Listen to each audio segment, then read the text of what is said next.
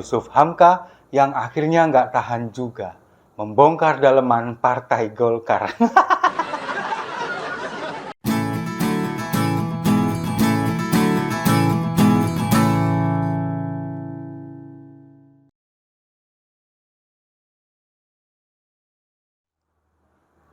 Salam damai untuk Indonesia, berjumpa lagi bersama saya, Papa Dimas. Info kali ini datangnya dari Yusuf Hamka yang akhirnya nggak tahan juga membongkar daleman Partai Golkar.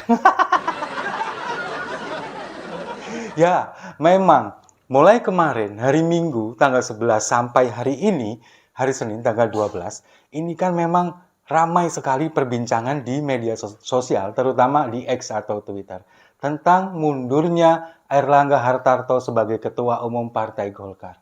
Ini kan kemudian menimbulkan banyak sekali spekulasi, kemudian banyak sekali dugaan yang mengarah partai ini akan direbut oleh seseorang yang punya power, punya kekuatan yang cukup besar, punya kekuasaan.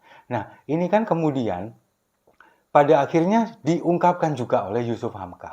Kemarin setelah Airlangga Hartarto ini mengumumkan pengunduran dirinya, lalu kemudian juga surat yang ditandatangani oleh dia sendiri sebagai Ketua Umum Partai Golkar, ini kan kemudian tersiar kabar bahwa banyak sekali spekulasi yang bermunculan. Airlangga mengatakan bahwa ingin fokus menjadi Menko, lalu kemudian juga ada kaitannya dengan pemanggilannya di Kejaksaan Agung terkait korupsi ekspor minyak mentah atau CPO. Ini kan kemudian juga menjadi berbagai perbincangan di media sosial. Nah, kemudian kemarin pada hari yang sama, Yusuf Hamka yang juga anggota Dewan Penasehat dari Partai Golkar ini mengundurkan diri. Yusuf Hamka mengatakan saya mengundurkan diri dari DPP Partai Golkar, dari kepengurusan, lalu juga menarik diri dari Pilkada. Kan memang beberapa waktu yang lalu sempat Yusuf Hamka ini namanya mencuat di bursa pencalonan gubernur dan wakil gubernur di Jakarta. Nah, Baba Alun ini kan kemudian mengatakan bahwa politik itu ternyata keras, kemudian juga kasar, tidak sesuai dengan kepribadian saya. Katanya begitu. Lu kok baru nyadar, Pak? Politik kan memang gitu. Semuanya seperti itu. Itulah namanya seninya politik. Nah, kemudian Yusuf Hamka ini mengatakan bahwa ini kemudian diumbar ke publik bahwa sebetulnya apa yang terjadi dengan Airlangga Hartarto, kenapa dia mengundurkan diri jadi Ketua Umum Partai Golkar, ini bukan karena rebutan kursi Ketua Umum, bukan rebutan antar internal Partai Golkar, bukan. Tapi partai ini akan direbut oleh seseorang yang berkuasa dan full power katanya. Apakah kalian punya dugaan yang sama seperti kita semua? Ya, sudah pasti karena beredar kabar di mana-mana dan ini sevulgar itu. Apalagi Tempo kemudian memberitakan tentang investigasi yang dilakukan oleh Tempo pada hari ini yang memunculkan berbagai macam dugaan, lalu kemudian juga bantahan, ada juga pengakuan yang disampaikan oleh beberapa pengurus Partai Golkar yang diwawancarai oleh Tempo. Jadi ada semacam skenario bahwa partai ini akan dikuasai oleh Presiden Jokowi. Katanya seperti itu.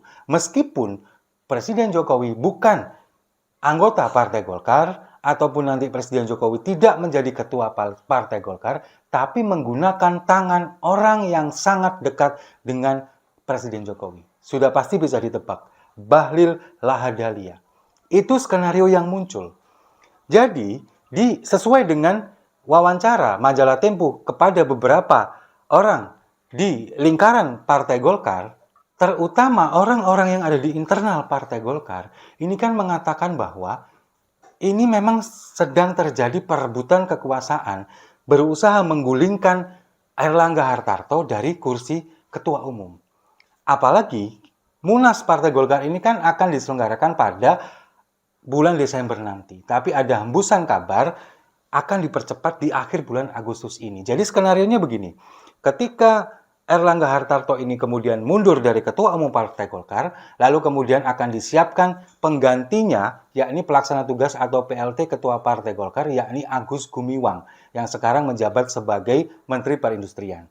Nah, kemudian Agus Gumiwang ini harus mempersiapkan Munas luar biasa yang harus diselenggarakan secepatnya. Rencananya akhir bulan Agustus ini setelah upacara bendera atau Hari Kemerdekaan RI yang 17 Agustus nanti, itu kemudian dilakukan munaslup dan mempersiapkan Bahlil Lahadalia sebagai Ketua Umum Partai Golkar. Nah, kalau misalkan nanti Bahlil sudah menjadi Ketua Umum, maka di sana akan menempatkan Presiden Jokowi sebagai Ketua Dewan Pembina Partai Golkar. Nah, itu skenario yang beredar sekarang.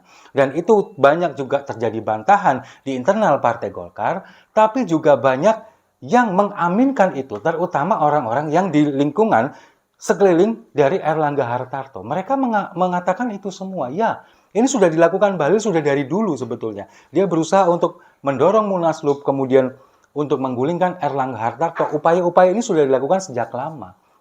Kemudian muncul spekulasi bahwa ini memang ditugaskan oleh Presiden Jokowi menurut orang-orang yang ada di lingkaran Partai Golkar dan juga di lingkaran istana. Lalu kemudian juga muncul spekulasi, oh berarti kalau misalkan Bahlil disuruh untuk mengambil alih Partai Golkar, bisa jadi dulu Muldoko juga disuruh untuk mengambil alih Partai Demokrat.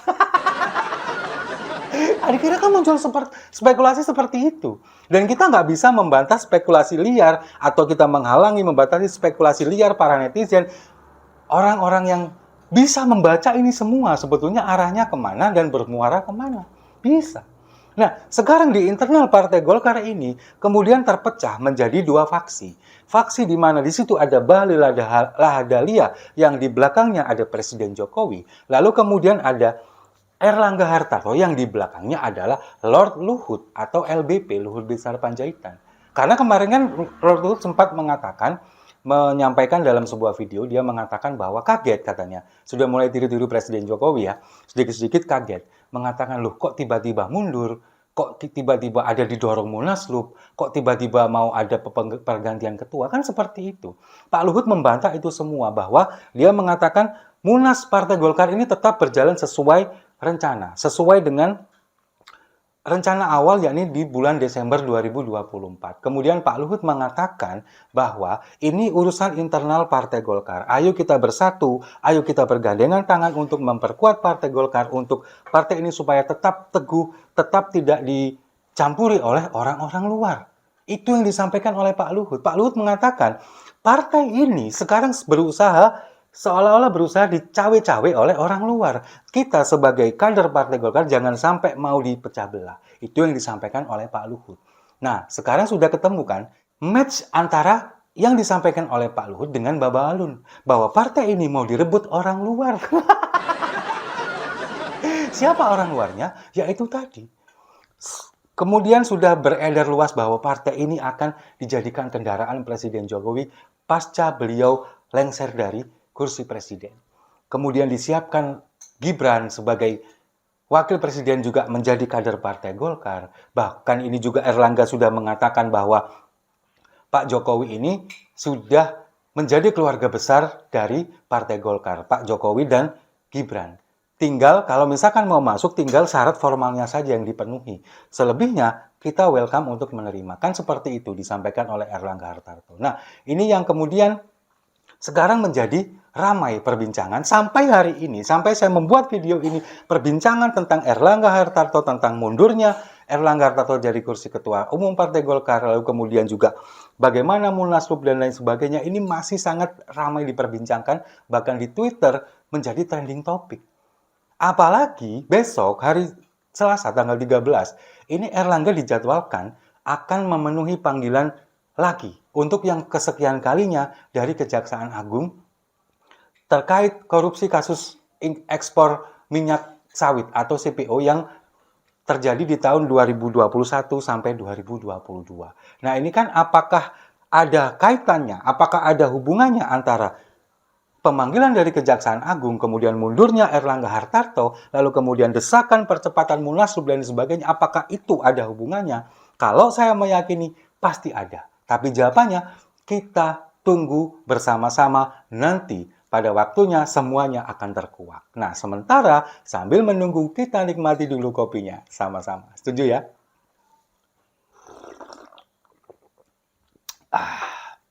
Saya rasa itu. Terima kasih sudah menyimak. Jangan lupa like, komen, dan subscribe. Sampai jumpa di video-video saya selanjutnya. Politik itu keras dan kasar.